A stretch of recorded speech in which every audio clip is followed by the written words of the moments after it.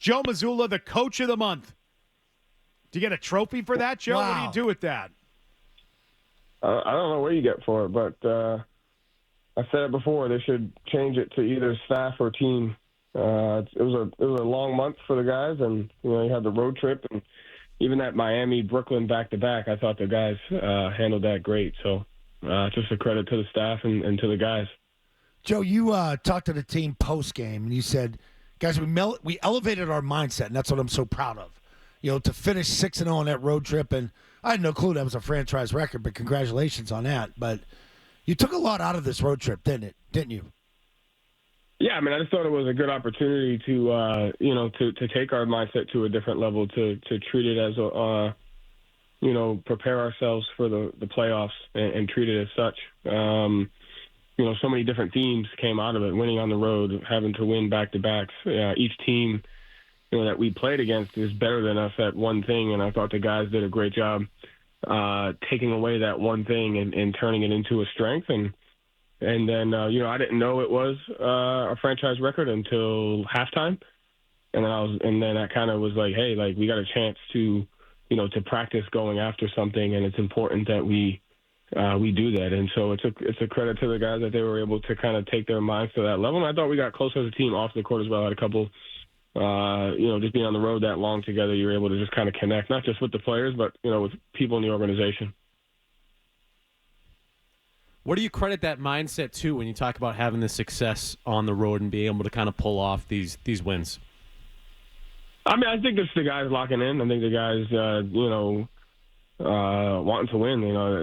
Everything starts with their character, their competitive character, their competitive nature, who they are. And so, we knew it was going to be tough, and, they did a great job just kind of taking that on and playing together. So it took everybody. We had some guys out, had our whole team once or twice, but it also validates the entire roster plays into winning, and we need everybody ready every single night. And I thought guys stepped up in different times.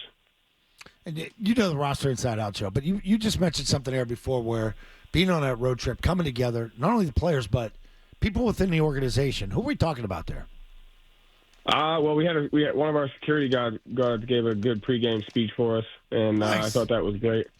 So many people have different perspectives of not only our team but the opponents. Because they're around the arena, they're around the opponents, they're around, our fans, other people's fans, and so different people in the organization bring different perspectives. And one of the security guards had a good perspective for us before the Memphis game, and I thought he helped us kind of get off to a good start, and it was a good speech. As a player or coach, what's your favorite pregame speech of all time? Who gave it? It was I think for me, the one that when I think we played Kentucky in the Final Four, Huggs, he gave a weird saying, but it was when you repeat it to yourself, it made a lot of sense, and he kind of instilled confidence in us, and he was just like, if we do what we do and they do what they do, we'll win because we're better at what we do than they are at what they do. And it just made a ton of sense, but that one sticks out to me the most. In all the clips we've seen, fans have seen, you are pretty measured in pregame, postgame comments. Is that pretty much regularly your style? To be kind of even keeled, not get too fired up. Yeah, I think you just pick and choose your spots over a long year. I think I try to find those spots at different times, whether it's needed before a game, halftime, postgame, timeout. You just pick and choose your spots to be able to kind of give the environment what it needs. Also, in the Memphis game, we were just trying to get the hell out of there. What were those trays of food you guys had in the locker room there in between the team? I don't know. I think the players got that for each other. Is that normal? Like foods get fed that yeah. quickly? Okay. Yeah. I think the players get it for each other. Oh, that's nice. Sometimes. Yeah.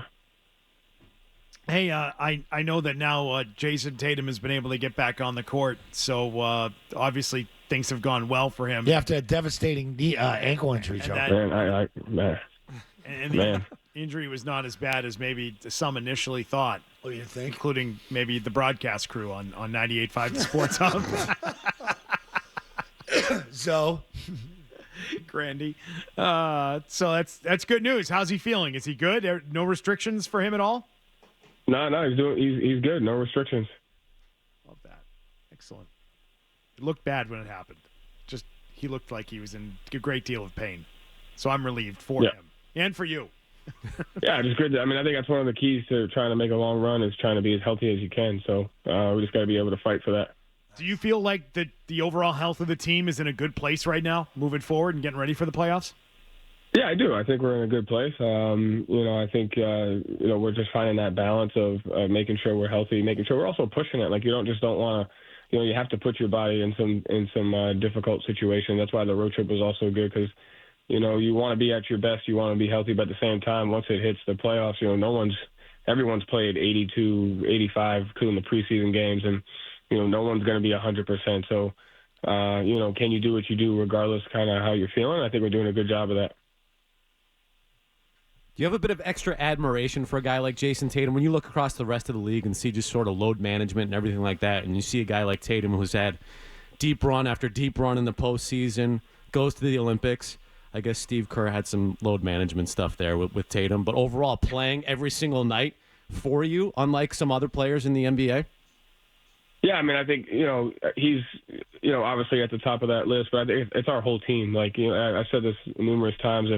If one guy's out, it's because he really can't play. There's no BS there. And one of the gifts of a coaching staff is when you drive the arena every day or you're going into practice, you know exactly what you're getting. You know who's in, you know who's competing at the highest level, you know who's ready to go. You see these guys, the admiration for, that Miami-Brooklyn back-to-back, the appreciation that I have for the guys to be able to compete at that.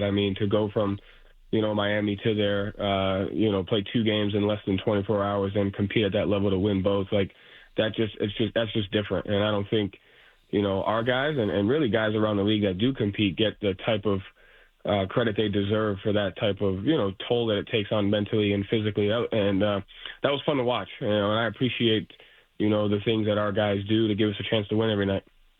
Joe, did you finish the first season of Paradise? I think, yeah, I did. Okay. I'm 2 episodes in. I think it's a good recommendation so far. It is, it's scary how it's got to be going on somewhere in this world right now. Maybe. I haven't gotten to the part where I find out why they are where they are. There's hints of it so far. I'm going to learn more. So we'll be able to talk more about it. So that was a good catch there. You almost gave away something to a lot of people. Yeah, I think you got to be careful. You can't spoil it, right? That was pretty vague. Why they are where they are. That could be anything. Where are they? Yeah, that could be literal. That could be figurative. Who knows? You have no idea what it means. Yeah, I know. Could speak it's great though. Could speak to their. What are you on to now? Is the question. So I know what I'm going. Some of the guys convinced me to start White Lotus. Oh yes. Season finale. Oh, you were talking. Good one, Joe. We have fans of that in this room, so that's a good one. It's a little bit of a slow burn at times, but it's the greatest part. One of the greatest parts of the road trip. It was funny. I think one of the equipment managers made a great point. He's like, we started the road trip out there with 68 teams. We finished it, there was 4.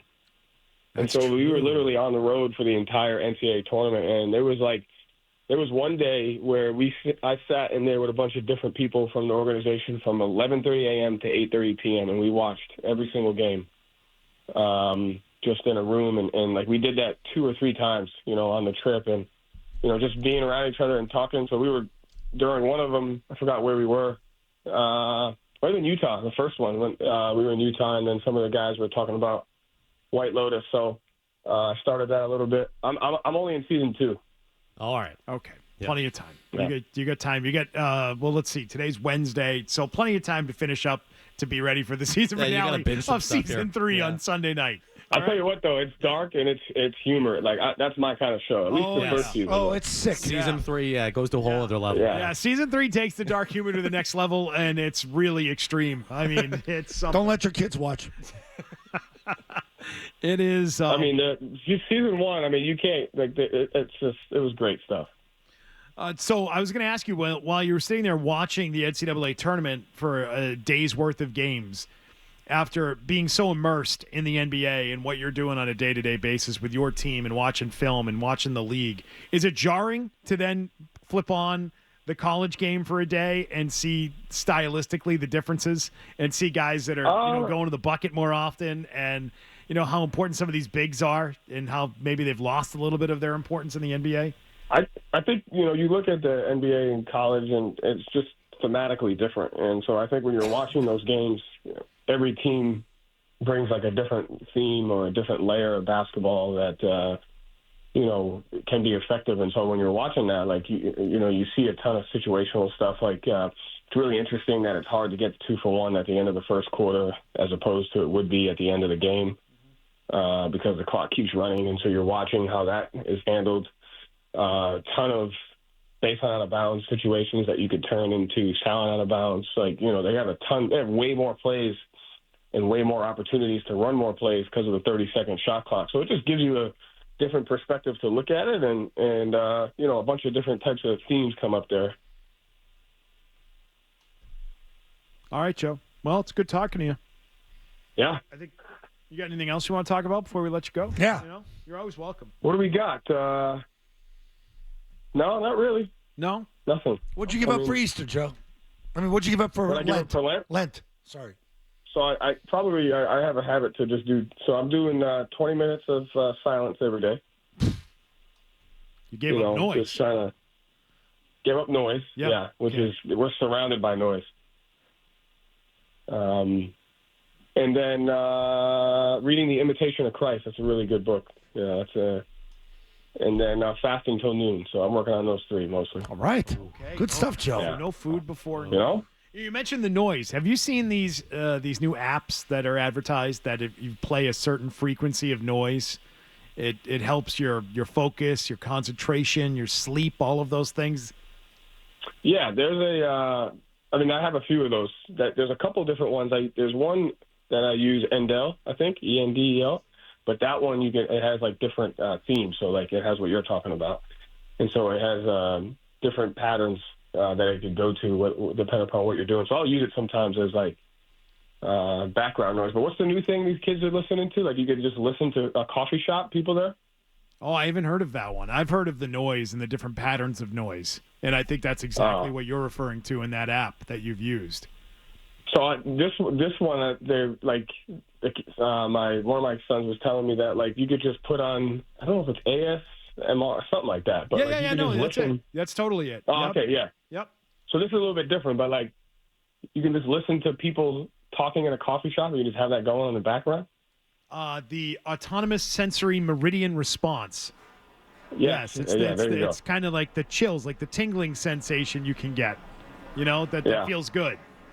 You can invoke that, I think, by some of the sounds you play. So here's a coffee shop one that T-Bone just started playing for us, where it's just ambient coffee shop noise.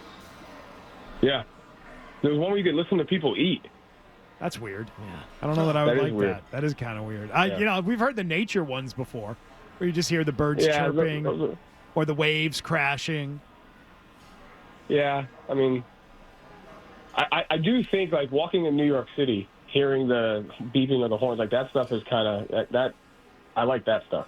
Isn't that the noise you're trying to shut off 20 minutes a day? That noise? Yes, I am. But this is only for 40 days. The other stuff you can. All right, I'm going to try this out. Hey, and you asked for Lent. Credit to the people who just finished Ramadan as well. We had a couple of people on staff that did it, and that like watching a couple of other people in our organization. That's tough. I know Jalen did it and some of the staff members did it, but to do that and compete or even work is it's impressive.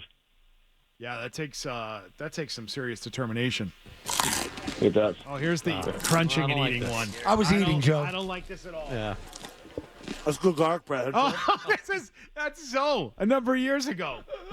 Oh, caught on We're mic eating Celtics garlic Media bread. Day, no guess. That was a Celtics Media Day event, 10, 12, 15 years ago. Yeah, Landana.